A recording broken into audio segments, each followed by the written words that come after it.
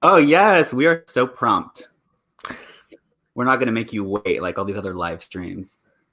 Yeah. No, when I was watching Buyer and Seller the other night, it started, it was queued up to start at like 7 or 8 or whatever, and it started like 6 minutes late, like theater time, I don't know. I really liked Buyer and Seller. I take offense at that. Why don't we start? Live from New York, it's Thursday morning. Tuesday, Thursday, April, August. Time heals everything. It's a song. And time heals everything.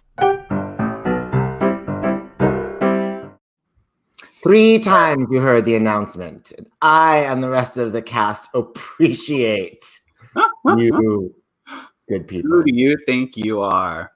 That should be a segment of our show. Who do you think you are? And we could, especially now that Dolly Concert Kill seems to have really taken a nosedive in these tumultuous times. No, we haven't. Actually, that's so funny you bring that up. I have a good one for you that I've been meaning to ask for so long. What is it?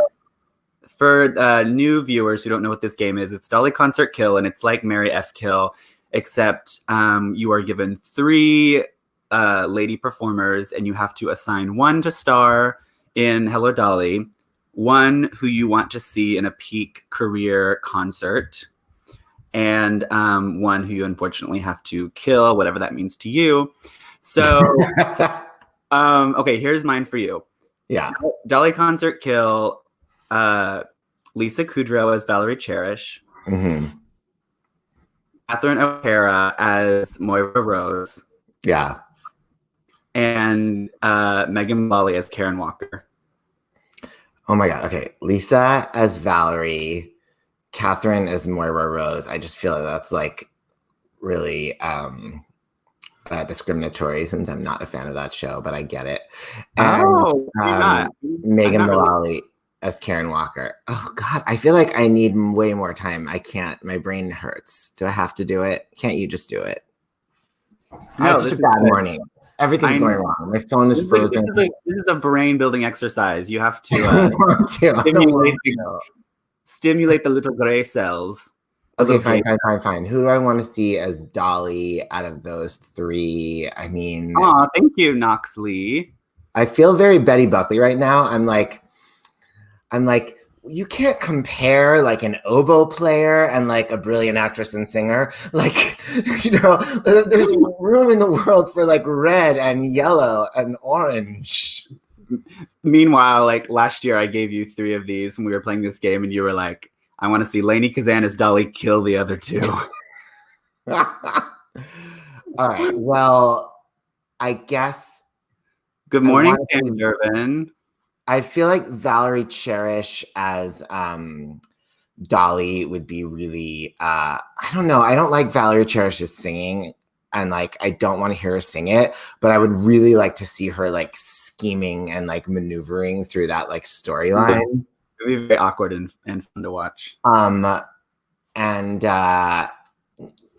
Megan Mullally sings so great, but like, I feel like she doesn't ever sound like, I feel like her singing, like she should be in Forbidden Broadway. Like, I don't feel like she never sounds like Megan Mullally. She always sounds like she's like trying on like her mommy's shoes when she sings, Like her music theater voice. Well, no, but she has like, I love that you say music theater, but it's like, she says it's music theater, or it's like jazz, or it's like Kurt Weill, or it's like pop or rock. I mean, like, I feel like Megan Mullally, how do you want it? She'll sing it, but like, it never feels like it's coming from her, except for the one time I sort of feel not that way is when she sang Unforgettable on like the series finale, the real series finale. Although even that was like a little like stylized. Yeah. And don't even talk to me about Her, the Man That Got Away. I'm not honoring those requests. And I won't. Okay. And so yeah, I guess so. I don't know. So maybe Megan. No, I don't. I just kill them all. Well, as a friend of the streams, Sam Durbin says, why not, instead of killing them, you can send them to summer stock. I love that. Summer stock is where this is taking place. Let's get real. Okay? It's all about summer stock. Anyway, speaking of summer stock, I have been really diving into the TCM app even more than usual. And I watched 2 wonderful movie musicals this past week that I'd never seen before. and I was obsessed. The first one was The Bandwagon. Oh, I've never seen that. I know it's like supposed to be the greatest and has the greatest songs, and it's like the greatest. I need to see it. It's Fred Astaire. Who else is in that? Fred Astaire. What's her face? Sid Charisse and Nanette Fabray. Is that what her name is? There is someone named Nanette Fabray. Is that what I'm thinking of? Yeah. And then that has Dancing in the Dark. It has. I don't remember if that one's in. It has That Entertainment is like the big one, and then By Myself, which I mean, it just gives you a little like appetizer. Yeah, I'm never happy with that song if it's not the Judy one, and not even just any Judy one, but like the one from I Can Go On Singing. Yeah, you go to Judy for the full meal. I'm not like here for like other versions of By Myself, but I get that that's the original. Is it the original though? You never know with those old fucking movies. Like, they had the same 12 songs in like all movies. They had the same 12 songs in all movies. Not all 12 in every movie, but they were like, and please select from one of these 12 songs. Right. Video lot. But I'm not a huge like Fred Astaire queen, but like there is this number. Contrary to popular belief. Exactly. Exactly. But there's this wonderful number that he performs. It's like a dance number, and it's like it's on 42nd Street, like where that Ripley's Believe It or Not is, and but like it was still there back in the day, like in the 50s. It was just like it was like not branded Ripley's, but it was some sort of like weird freak museum or something.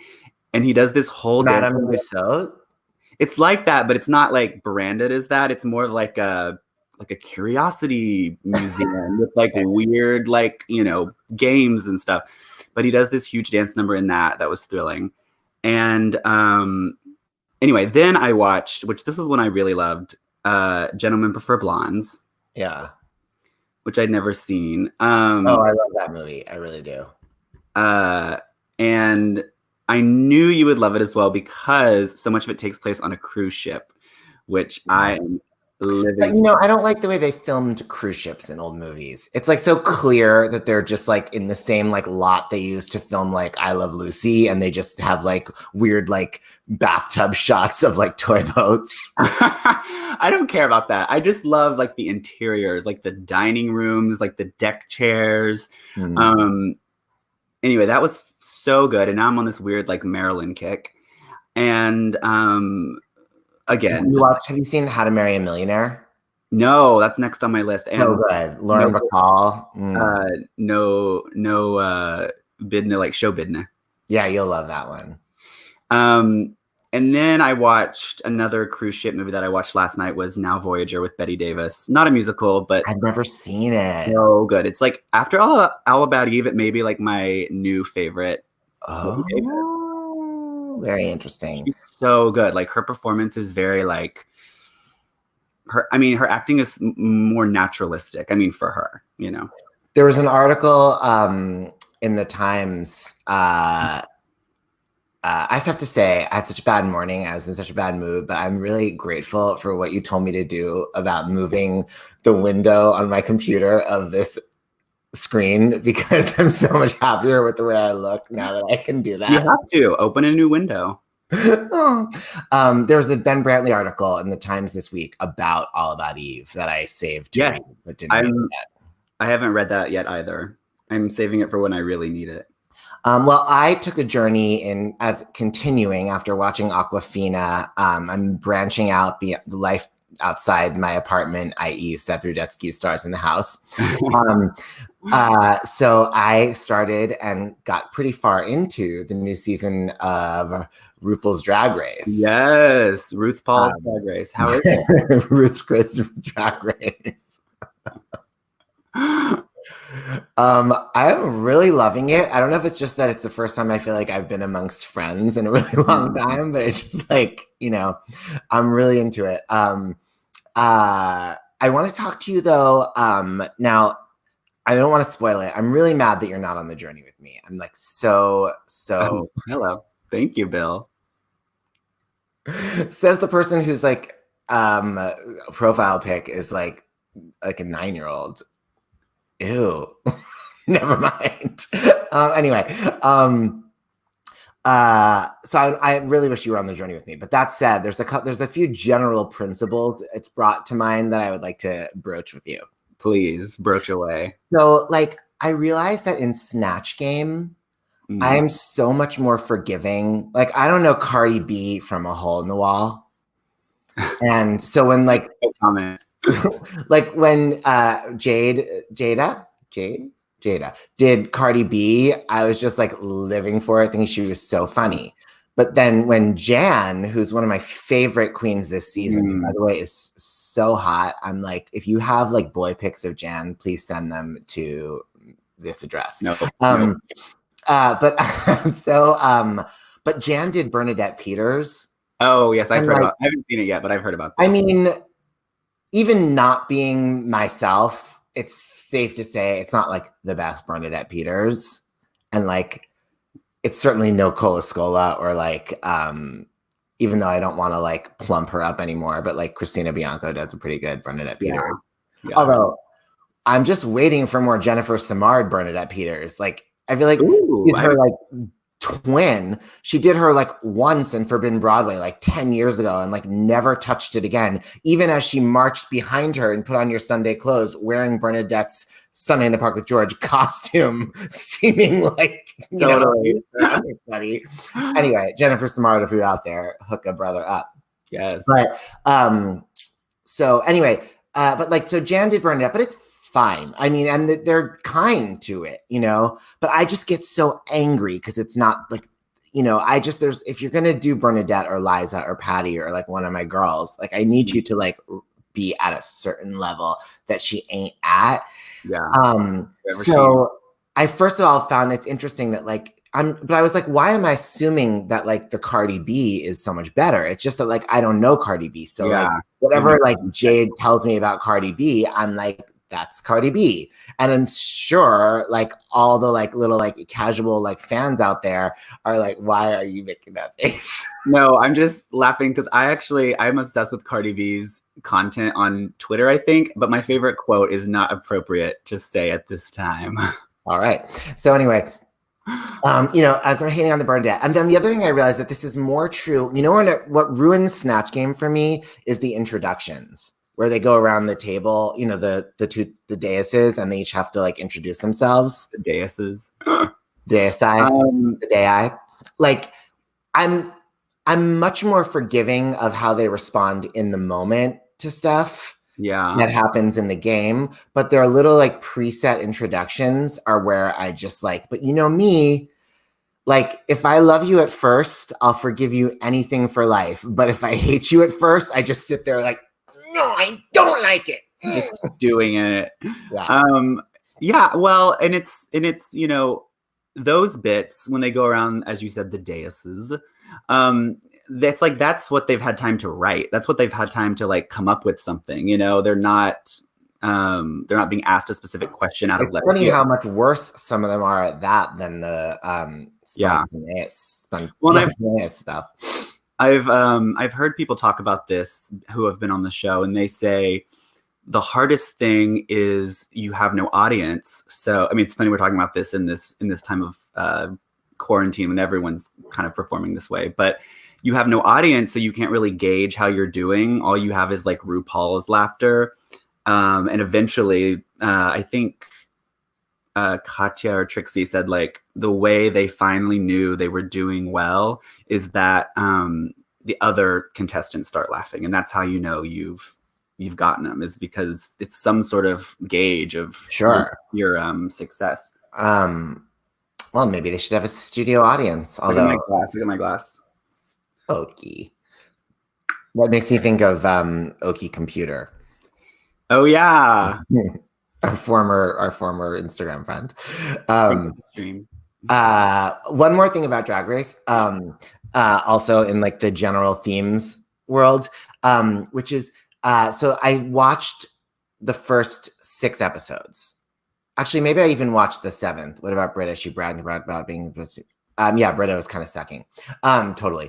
But also like So then after I got to like episode 7, I was like, oh fuck, what about Untucked? So I like bought the season on iTunes and I was like, do I go back to the beginning? So I decided to go back just a couple. So I went back to like the 5th episode of Untucked and then, caught up.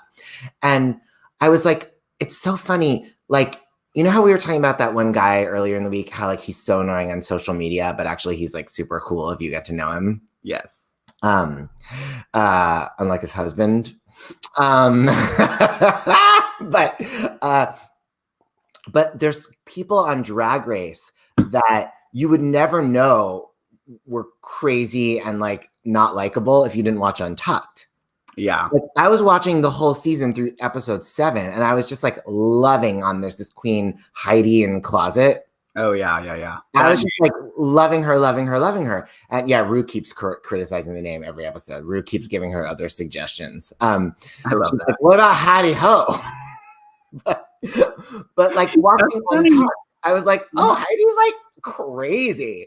Yeah. Like, Heidi has like major issues, but you wouldn't know. And it's like funny, the other I'm also feeling like there's some that like maybe I'm getting to like more seeing them like behind the scenes.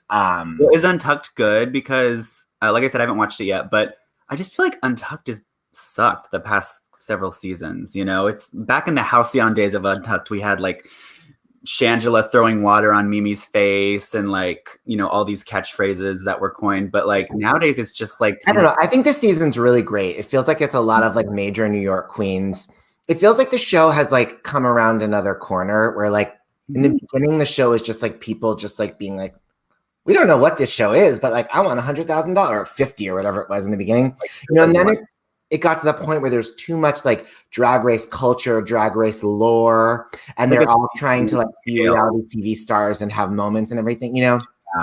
It feels like it's looped back around though now where they're Untucked. Yeah, I think it's really good. I feel like they all are like, it's at the point now where their knowledge of past seasons is actually just making them like smarter and better at it and like more interesting, I mean, and I just think they're really good queens this season. I think, I think back to like the. Oh, one more thing about Untucked is that, and maybe I'm just like forgetful, but like, do they usually let the guest judges into the Untucked? No, they don't. I don't know who Aiden is, but Aiden's the big loser. Yeah, now you're just letting them post anything they want on the screen. Well, this comment? It's something we're talking about, so I want you to address it. Yes, that's true. There is an episode where they all come for Aiden. The whole world's coming for Aiden. Aiden sucks. Anyway, so and then Aiden's. I always preferred Big anyway. No spoilers.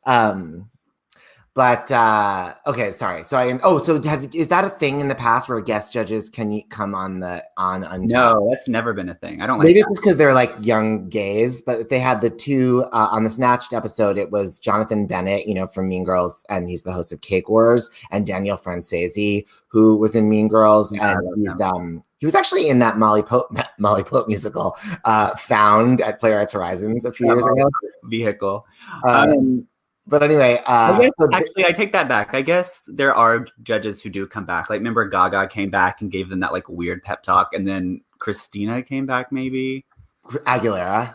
Yeah, but Christina or Gaga are coming back to be like, "Hello, my children." Right. Yes, you may. Right. This was more like they were like, "Hey, you guys, like, so what's the tea back here? Like, hey, can I get your number?" It's like very not what you're describing. Anyway, I'm loving Drag Race. Another thing I'm loving is, do you follow Brad Goreski and Gary Janetti on socials? Brad, I can picture that name in my mind. So do you not know who they are? Brad Goreski, I know the name, but I couldn't tell you. Brad Goreski had that reality show that I can't remember the name of, but he used to be on that other reality show that I can't remember the name of. He was the assistant to that stylist. Okay. He had like a single name. Like Share. Like the show was called like Styling with Stella. Sam Durbin, where Knox Lee? I know that Bill Graff called us young, so he's not going to know who the fuck I'm talking about. But where are our little like comments now with the answers? Get on the Googles. Oh my God, our viewers nosediving. Anyway, Brad Goreski was the assistant on that show, and he got kind of famous, and he had his own reality show. What? No, I don't want any more Drag Race talk. We've moved on. Just I'm like, we need to listen to the audience. We're a democracy. Anyway, no, everybody needs to follow them. And Brad, they're famous. This is not like a weird Ben thing. And Gary Janetti is his husband, and you would love him. He's a little older.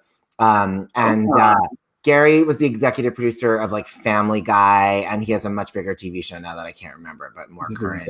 I love all these guessing games. That one show, and then you did that other show. What was it called? Anyway, you would love them. I'm not on the same one.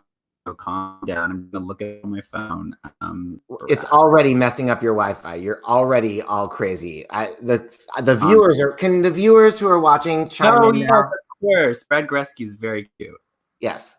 Just fill me in on the name of the shows and everything now that you're ruining our Wi-Fi connection. It's not even on Wi-Fi, it's on network. Okay, I'm tired of talking about this though. Let's move on to something else. Barbara's birthday's tomorrow. Happy birthday, Barbara. I don't know how old she is. I do the math. What year was she born? 42. So 78. Thank you. 78. Looking great. Well, I wish Ryan O'Connor was here instead of you. I'm just kidding. I love you. I love you so much. You fixed my screen. Thank you. Anyway. Randomly, can I just talk about like loving people? Like, yes. I'm not gonna get into the whole thing. But did you? Hey, I look even better now. It's fine. You sure do. All right. Continue, please. Seth Rudetsky, this is a thing from weeks ago that I just had on my list. I just want to say I feel like I have been asleep at the wheel on Laura Bell Bundy. Yeah. I hope she's okay. Doesn't she have COVID? Yeah, she's good. I saw her. I didn't see her in Ruthless when she was a kid because I saw it in LA when Catherine Zaremba, who had also starred in Annie Warbucks, played the role. I saw Laura, I guess the first time I saw her was the first time I saw her was with Betty. She was Dainty June in the Paper Mill Playhouse Gypsy with Betty and Debbie Gibson as wow. But I didn't really pay attention to her. But the first time I really thought about her was in Hairspray. I thought she was fabulous, obviously, as like the bitchy mean girl and whatever. Mm-hmm. And then when Legally Blonde came around, I thought she was really good. I'm not a fan of that show. I'm sorry. I know for the kids, it's like, the much shittier musicals that have come since then have made me look back fondly on Legally Blonde, but I didn't really get into it. But I thought she was good. But then I was really into the Search for Elle Woods reality show, though. I never watched that. I need to. It's really you definitely should. Maybe we should watch that together. I was really into that show, but there was something weird on that show where all the way they talked about Laura Bell Bundy was as if she were like, okay, go with me on this. Have you seen that documentary, Broadway, The Golden Years? Yes, recently. You know how they talk about Lorette Taylor in the Glass Menagerie? That's how the girls talk about Laura Bell Bundy in The Search for Elle Woods. They're like crying. Like, seriously. So I was always like, what? And then she did these like YouTube videos, like Cooter County or something. Like, yeah. A lot of my friends were like involved with her, like John Hill, Natalie Joy Johnson, Leslie Kritzer, and everything. And I was kind of like, okay, but I just like never really like took the journey. And then I knew she was like in Nashville, like doing country music or something. So I just sort of like tuned out to the Laura Bell journey. Mm-hmm. But I watched her on an episode of Stars in the House a few weeks ago. And it was really fun because it was her and Marissa Jarrett Winokur, who I've always loved. Like I'm one of the few people that thinks she deserved her Tony. I don't think I should tell her that, but it's true. But Laura Bell was just like so funny and smart and like real and cool. And I just loved her. I was just living for her. Well, she was on that episode of AJ and the Queen where she was so funny. And then she was on... Oh, yeah. We love that show. Yeah. And then she was on RuPaul and Michelle's podcast. I know I'm gonna listen. they were working You know, together. I hate podcasts, but I'll Right. I'll listen. And but that was a good episode with LBB. How are our numbers right now? Are they just exploding? Do people love this new like cranky version of me? They're not as good as last time, but you know, we still have 5 minutes to pull it together. I have had these. I just want to say this because they've been on my list for so long. I need to get it off my chest. There's these 3 random people that are posting social media, like singing things that I like wanted to give shout outs to. One is this guy, Andre Catini.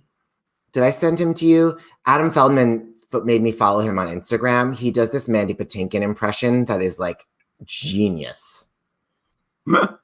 I love it. I love like, Mandy. Truly genius and completely original. You know, not like it doesn't like, you know, like My Bernadette, it's pretty good, but it's just like a bad ripoff of Cole's. But like this is not a ripoff of the Forbidden Broadway Mandys from the 80s. It's a whole new Mandy. A whole new Mandy. Every time I rise. And then this woman, Debbie Weilman on Facebook that does a really amazing Judy Garland impression, but she also just sings her face off. And I resisted her because our friend Ken kept telling me to watch her, and he was like being so pushy about it that it started to feel like homework. And I was just like, no, I don't need any more Judy Garland. But like I did watch it, and it was really great. But like it is too, I can't handle. You know what I realize? I hate when anyone tells me to watch anything. You just like to be the one who tells people to watch stuff. Well, I would be happy to give up telling people to watch things. I'd be happy if we all just watched. Thank you, Knox. I'd be happy if we all just watched stuff on our own time and didn't talk on our own dime. Except I like talking to you. That's the other thing. This relationship with you, especially now that we've taken it beyond the podcast to like these video chats too, I realize it's hurt my other relationships because when people are like, can we talk about whatever? I'm like, I don't want to. Like I'm saving it. And then finally, there's this woman, Mary Neely, that my brother, Harry Tomas Rimalower, really insisted that I give an HT to HT for a hat tip to Harry Tomas for giving me her, because she does these videos that are really, really funny. We should share the link somewhere if we do that. Do we do that? Because she does these things where she sings sections from musicals. Like she does randomly, like my random favorite song from South Pacific, Twin Soliloquies. You know that song? You're like, wonder how I'd feel living on a hillside. This is what I need. This is what I long. You know, all that stuff. But it's all her playing all the parts. And she puts on these like sort of costumes, whatever she's got at home in quarantine, and films herself. And it's like, there's something about it where she's good. She sings it well, but it's like, I can't really describe what makes it so fucking funny, except like, imagine this like 25-year-old girl with like a good musical theater voice, like singing Emile Debec, like in like a blazer with like a pipe. It's just like, you have to watch it. It really kills me. I'm so excited for that. Yeah. All right. So we have like a minute left. So what else do you recommend as someone who just said you don't like recommendations? What do you recommend for other people to watch during this time or listen to? All my Barbara Cook bootlegs have been really in heavy rotation. I was listening to some BC Grass Harp this morning. We love that. I will say one thing I have found, and this can apply to anyone in their own music taste, that I have a lot more need these days for more sentimental music. Some deep cuts of Nancy Lamotte. Yeah. Lori Beach. I mean, I always love Lori Beachman all the time. And I always love Nancy Lamotte. But I'm talking like the Nancy Lamotte, like treacly, like David Friedman, like cabaret material. Like not just Listen to My Heart, but like We Live on Borrowed Time. And like Your Love Has Kept Me Going. And like all that shit. And like Karen Akers when she's digging like deep into the like, just like, Karen Akers singing like Patterns, the like cut song from Baby, that song, like it's like the old lady character song, Patterns in My Life. It's like, so it's a song you skip, and like, Beth Fowler anyway, like just, she can take a hike, but put it in my pocket. But like I'm here for Karen Akers, just like in her like smoky contralto, being like, Patterns in My Life. I'm just taking it with her. So I just say, like, whatever's the music that's like a little too sappy for you normally, you might find it. I even choked up, no lie. I choked up last night listening to that song, Tonight We Are Young. Fun. Let's set the world on fire. Wait, is that fun? Yeah. Yeah. FUN. For me, that album is one that I don't usually get into, but it's something I am living for right now. It's Bet's 2000 album, Bet.